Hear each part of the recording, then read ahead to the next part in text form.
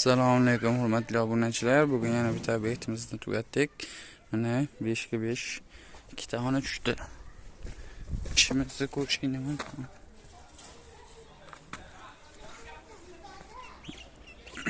Bunga jami 9 tonna sement ketdi.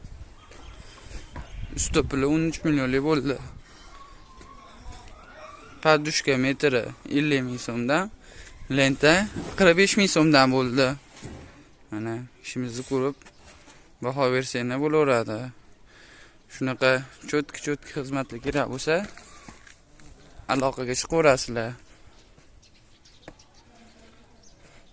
Ishimizni tekisligini ko'rishingiz mumkin mana.